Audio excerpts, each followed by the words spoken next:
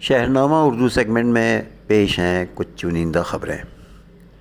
Hamas کے پولٹ bureau کے سربراہ اسماعیل ہانیہ ایران کے دارالحکومت تہران میں اپنی رہائش گاہ پر اسرائیلی حملے میں مارے گئے ہیں۔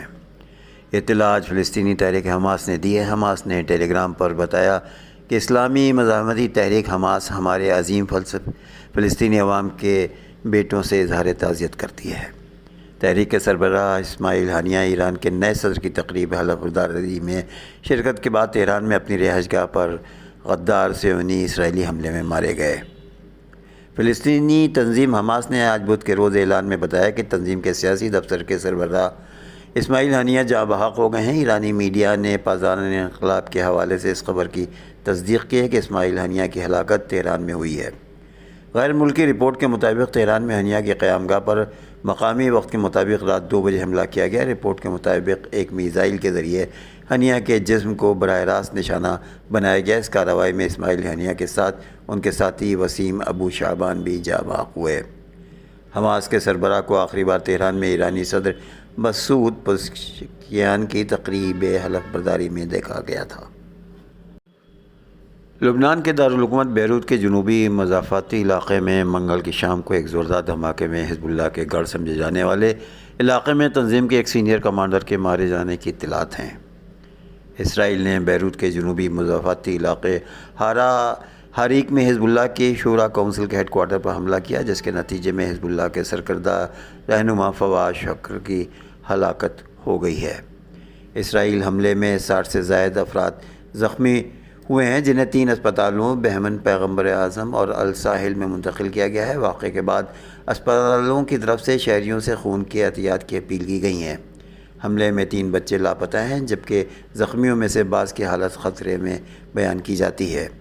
فواد شکر حزب اللہ میں میزائل کی درستگی کے منصوبے کے ڈائریکٹر اور حسن نصر قریبی معاونین میں شمار کیے جاتے تھے۔ وہ جنوب میں حزب اللہ کے پہلے کمانڈر ہیں اور وہ 30 سال سے زیادہ عرصے سے حزب اللہ میں کام کر رہے ہیں۔